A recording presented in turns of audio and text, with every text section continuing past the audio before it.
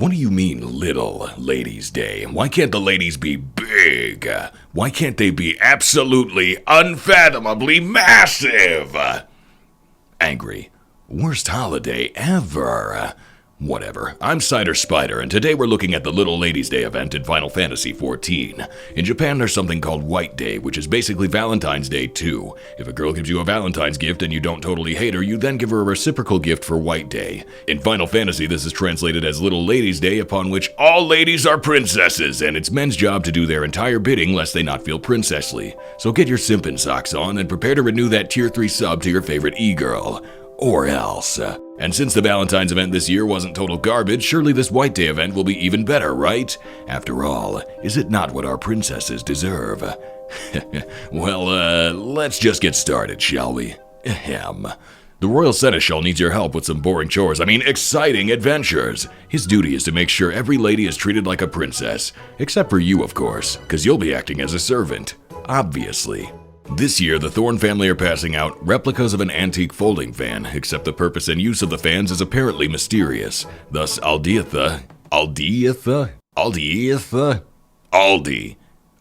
who is helping to oversee the event, is trying to investigate the history of said fans.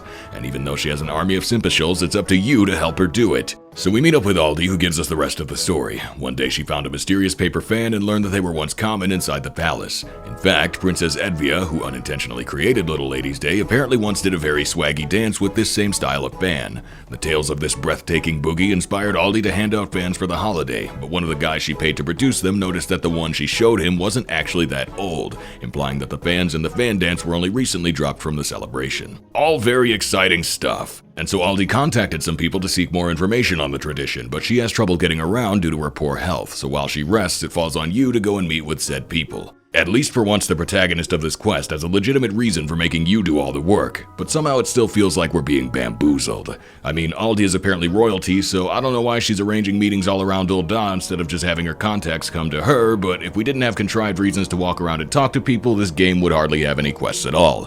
Woohoo. We find the first person, who turns out to be a reporter. She tells us that the fan definitely belonged to Claudia, Aldi's dead mother. She mentions having once interviewed her but having to cut it short due to Claudia's health. The reporter wonders why Aldi would ask about the fan when she should already know about it from her mother. Furthermore, Aldi's surviving father had claimed not to know anything about the fan. So yeah, we've already got all the pieces to this wacky mystery, but those meddling writers and their stupid quest are going to keep stringing us along, and we're going to keep being strung along, because if we didn't enjoy walking around and talking to people, we would definitely not be playing this glorified visual novel. On to the next guy. We head on over to the quicksand, where it's always Little Ladies' Day. And here we meet a historian who gives us what's what. It turns out that noblewomen once covered their faces with these paper fans, but Princess Edvia shirked tradition one day and used her fan to dance instead. Thus did the Sultana of Swing create the Little Ladies' Dance, which was passed down ever since. Until recently, anyway. We tell all this to Aldi, and she's surprised that her mother never told her about it, but since she was young when her mamaw croaked, it's most likely that the old missus just never had the chance to teach it to her. So Aldi sends us off to talk to old rich people in case any of them knew her mother and possibly the dance. So you know what that means. Walking around and talking to people! It's a good thing I'm already dead inside. So we wander around the corner, and the first lady we find did in fact know Aldi's mom and even learned the dance from her too. So moved by the situation is she that she immediately sets off to teach Aldi how to do the Little Ladies' Dance. So that's it, right? Surely we're done. Well, no, idiot. Even though we already found exactly what we were looking for, you'd best believe you still have to go and talk to the other two random people who can't possibly further your goals in any way. Oh joy. We head to the next guy, who tells us he saw Claudia dance for this very holiday many years ago when he was serving as her state-mandated simp. Impressed by her moves, he encouraged her to do the dance on stage, which she did. Afterward, however, she nearly passed out due to her purportedly poor constitution. I guess all her gear must have broken. The guy then regretted encouraging her. The end. Finally, we talk to one lady who doesn't know anything. Wow, I'm so glad I had this conversation. By the time we get back to Aldi, she's already spoken with the first woman and learned the entire dance. With our extra information, she realizes her father probably never told her about the dance because of her health problems, and then her actual servant shows up wondering where the heck she's been. I don't know how an ill member of a royal family can wander out without anyone noticing, but apparently she did, and so her father is understandably looking for her. Since we've been so helpful, she insists we come along to meet him, and wow, this is moving a little fast, don't you think? You're pretty cute, and I admire your earnest personality. Yeah, what the heck? Let's get married. So we go to meet her dad, and it turns out to be none other than the old guy we talked to earlier. He admits that, obviously, he was worried about his daughter and afraid of losing her the way he lost his wife, and that's why he kept the dance a secret. So Aldi rebuts this by breaking into a bodacious boogaloo by which her old dad is reminded of her mother. He apologizes for keeping the whole thing a secret, and then Aldi tells him that his pathetic apology isn't good enough on Little Ladies' Day, so he gets on his knees and swears fealty because all ladies are princesses after all. Quest complete, dummy. As a reward, Aldi teaches us the paper fan fandango and sends us on our way. I guess I haven't found my Midlander waifu after all. Dang, maybe next year. So before we check the extras, let's look at these event rewards. The Little Ladies Dance is a fine emote. It's always nice getting extra dances, especially ones that don't loop. Seriously, what the heck? Check it out, there are the songbirds from some event a million years ago demonstrating the dance for us. In a loop! Loath though I am to complain about extra stuff, it feels a bit silly in the year 2023 to be adding new dances that don't loop, especially considering how the majority of dance emotes get used by the community. So while this emote is rather nice on its own, you'll either have to keep clicking on it or rely on a clunky macro if you want to do it for extended periods of time the way the NPCs do. The other exclusive item is a poster for your home, so even if you can't bring any real women back to your apartment, you can at least have a picture of a little girl? Wait, what? Who even is this? I thought it was going to be a sexy pinup or something. What the heck are we supposed to do with this? Screw that, you might as well save your gil and buy more of Y'shtola's prints. I hear she does feet pics for tier 5 subs. Probably.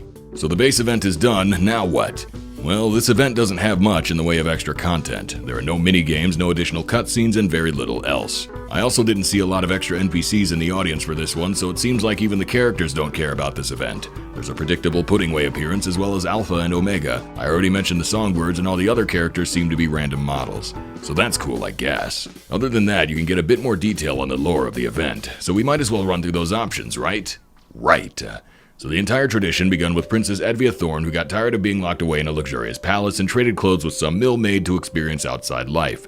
The Sultan was none too chuffed, so he sent his boys to knock over the whole town to find his daughter. Said boys got rough and gruff with the mill maid's stuff and busted up her ugly house, while threatening to throw the whole family in the slammer. But then Edvia showed back up at home and the day was saved. She told her dad why she left and he realized he was not just an idiot but a full-fledged moron. Thus he had the Miller family's house rebuilt and acted as the mill girl's servant for an entire day. And I guess it was some kind of enlightening experience, so he vowed to hang out with a random young woman for an entire day each year. And since apparently rich guys like hanging out with cute young ladies, the trend caught on and came to be a regular holiday. It's a good thing the Realm Reborn writers aren't in charge of this, or else the whole thing might actually be as questionable as it sounds. Anyway, thanks to this whole debacle, Edvia came to be on much better terms with her father as the two got to understand each other better. Woohoo! And I guess one year one of the Sultan's little ladies gave him a flower crown and he wore it.